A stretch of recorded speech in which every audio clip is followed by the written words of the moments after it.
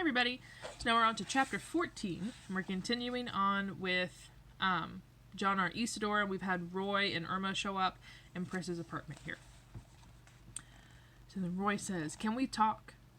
Roy said, indicating Isidore. Pris, vibrant with bliss, said, "It's okay up to a point." To Isidore, she said, "Excuse us." She led the Beatties off to one side and muttered at them. Then the three of them returned to confront J.R. Isidore, who felt uncomfortable and out of place. "This is Mr. Isidore," Pris said. "He's taking care of me." The words came out tinged with an almost malicious sarcasm. Isidore blinked. "See? He brought me some natural food." "Food," Ermengarde Beatty echoed, and trotted lithely into the kitchen to see. "Peaches," she said immediately, picking up a bowl and spoon. Smiling at Isidore, she ate with brisk little animal bites. Her smile, different from Pris's, provided simple warmth. It had no veiled overtones. Going after her, he felt attracted to her, Isidore said. "You're from Mars." "Yes, we gave up." Her voice bobbed as with birdish acumen. Her blue eyes sparkled at him. "What an awful building you live in. Nobody else lives here, do they? We didn't see any other lights." "I live upstairs," Isidore said. "Oh, I thought you and Pris were maybe living together." Ermengarde Beatty did not sound disapproving. She meant it, obviously, as merely a statement. Dourly, but still smiling his smile, Roy Beatty said, "Well, they got Polikov." The joy which had appeared on Pris's face at seeing her friends at once melted away. "Who else?" "They got Garland," Roy Beatty said. "They got Anders and Gitchell, and then just a little earlier today they got Luba." He delivered the news as if perversely it pleased him to be telling this, as if he derived pleasure from Pris's shock. "I didn't think they'd get Luba. Remember I kept saying that during the trip." "So that leaves," Pris said, "the three of us," Ermengarde said with apprehensive urgency. "That's why we're here." Roy Beatty's voice boomed out with new, unexpected warmth. The worse the situation, the more he seemed to enjoy it. Isidore could not fathom him in the slightest. "Oh, God," Pris said, stricken. "Well, they had this investigator, this bounty hunter," Ermengarde said in agitation. "Name's Dave Holden." Her lips dripped venom at the name. "And then Polikov almost got him." "Almost got him," Roy echoed, his smile now immense. "So he's in this hospital, this Holden," Ermengarde continued, "and evidently they gave his list to another bounty hunter. And Polikov almost got him too, but it wound up with him retiring Polikov. And then he went after Luba. We know that because she managed to get hold of Garland, and he sent out someone to capture the bounty hunter and take him to Mission Street building. See, Luba called us after Garland's agent picked up the bounty hunter. She was sure it would be okay. She was sure that Garland would kill him." She added, "But evidently something went wrong on Mission. We don't know what. Maybe we never will." Pris asked, "Does this bounty hunter have our names?" "Oh, yes, dear. I suppose he does," Ermengarde said. "But he doesn't know where we are. Roy and I aren't going back to our apartment. We have as much stuff in our car as we could cram in. And we've decided to take one of these abandoned apartments in this ratty old building." "Is that wise?" Isidore spoke up, summoning courage. To be all in one place?" "Well, they got everybody else," Ermengarde said matter-of-factly. She, too, like her husband, seemed strangely resigned, despite her superficial agitation. All of them, Isidore thought. They're all strange. He sensed it without being able to finger it, as if a peculiar and malign abstractness pervaded their mental process. Except, perhaps, for Pris. Certainly she was radically frightened. Pris seemed almost right, almost natural, but "Why don't you move in with him?" Roy said to Pris, indicating Isidore. "He could give you a certain amount of protection." "A chicken head?" Pris said. "I'm not going to live with a chicken head." Her nostrils flared. Ermengarde said rapidly, "I think you're foolish to be a snob at a time like this. Bounty hunters move fast. He may try to tie it up this evening. There may be a bonus in it for him if he got it done by... Kirst, close the hall door, Roy said, going over to it. He slammed it with one blow of his hand, thereupon summarily locking it. I think you should move in with Isidore, Pris, and I think and I should be here in the same building. That way we can help each other. I've got some electronic components in my car, junk I ripped off the ship. I'll install a two-way bug. So, Pris, you can hear us and we can hear you. And I'll rig up an alarm system that any of the four of us can set off. It's obvious that the synthetic identities didn't work out, even Garland's. Of course, Garland put his head in the noose by bringing the bounty hunter to the Mission Street building. That was a mistake. And Polikov, instead of staying as far away as possible from the hunter, chose to approach him. We won't do that. We'll stay put. He did not sound worried in the slightest. The situation seemed to rouse him to a crackling, near manic energy. I think, he sucked in breath noisily, holding the attention of everyone in the room, including Isidore. I think that there's a reason why the three of us are still alive. I think if he had any clue as to where we are, he'd have shown up here by now.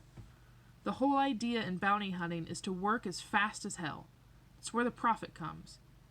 And if he waits, Irmgard said in agreement, we slip away, like we've done. I bet Roy is right. I bet he has our names, but no location.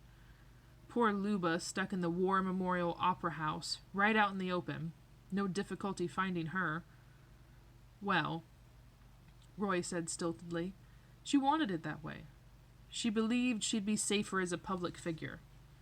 You told her otherwise, Irmgard said. Yes, Roy agreed.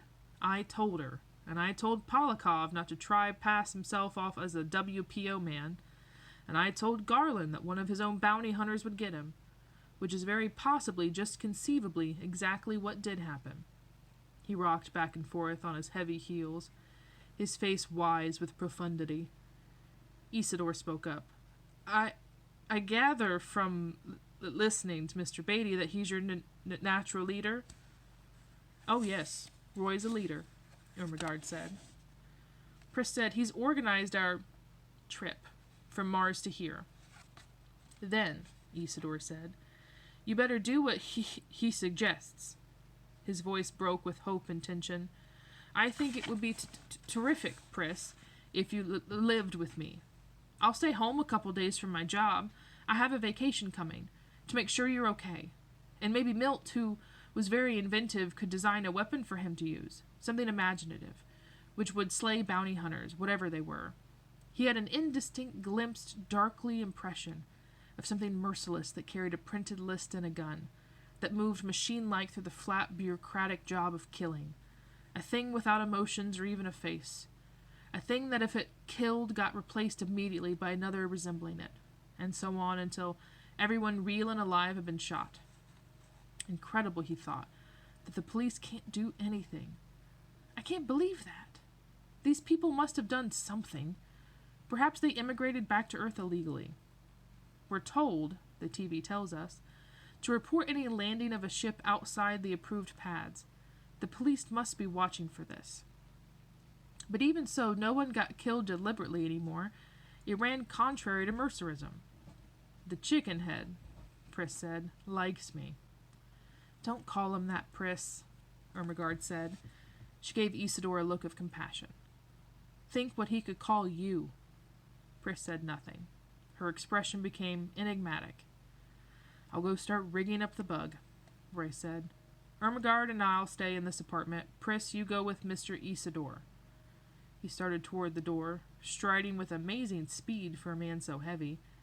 In a blur, he disappeared out the door, which banged back as he flung it open. Isidore, then, had a momentary strange hallucination. He saw briefly a frame of metal, a platform of pulleys and circuits and batteries and turrets and gears, and then the slovenly shape of Roy Beatty faded back into view. Isidore felt a laugh rise up inside him. He nervously choked it off and felt bewildered. So pausing right there. So, yes, Isidore is a special. Remember, John Mercer is also a special that was able to see into the past and see into the future and raise animals from the dead. And our Isidore has always thought that he was just special because he was dumb. But now we're sort of seeing that we've always questioned whether or not he's actually dumb or not. And he's having some sort of hallucination here to do with all these androids showing up, going through. Also, I want you to think about, and in your notes, make an inference. Why is Isidore so willing to risk his own life and his own safety to save these people he just met today? And Pris included, he just met that morning. So why is he so dead set on helping these people? And why is he so dead set on not seeing the reality that they're androids here? A man, Pris said distantly, of action. Too bad he's so poor with his hands, doing mechanical things.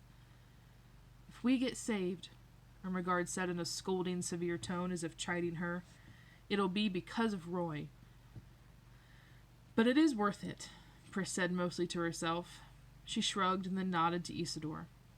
Okay, JR. I'll move in with you and you can protect me. All of you, Isidore said immediately. Solemnly, in a formal little voice, Ermengarde Beatty said to him, I want you to know we appreciate it very much, Mr. Isidore. You're the first friend I think any of us have found here on Earth. It's very nice of you, and maybe sometime we can repay you. She glided over to pat him on the arm. Do you have any pre-colonial fiction I could read? He asked her. Pardon? Ermengarde Beatty glanced inquiringly at Pris. Those old magazines, Pris said. She had gathered a few things together to take with her, and Isidore lifted the bundle from her arms, feeling the glow that comes only from satisfaction at a goal achieved. No, JR, we didn't bring any back with us, for reasons I explained. I'll go to a library tomorrow, he said, going out to the hall, and get you and me some to read, so you'll have something to do besides just waiting. He led Pris upstairs to his own apartment, dark and empty and stuffy and lukewarm as it was, carrying her possessions into the bedroom. He at once turned on the heater, lights, and the TV so its sole channel. I like this, Pris said, but in the same detached, remote tone as before. She meandered about, hands thrust in her skirt pockets, on her face a sour expression, almost righteous in the degree of its displeasure appeared, in contrast to her stated reaction. What's the matter? He asked as he laid her possessions out on the couch. Nothing. She halted at the picture window, drew the drapes back, and gazed morosely out. If they're looking for you, he began. It's a dream, Pris said, induced by drugs that Roy gave me. Pardon? You really think that bounty hunters exist? Mr. Beatty said they killed your friends. Roy Beatty is as crazy as I am, Pris said. Our trip was between a mental hospital on the East Coast and here. We're all schizophrenic with defective emotional lives, flattening of affect, it's called, and we have group hallucinations. I didn't think it was true, he said, full of relief. Why didn't you? She swiveled to stare intently at him.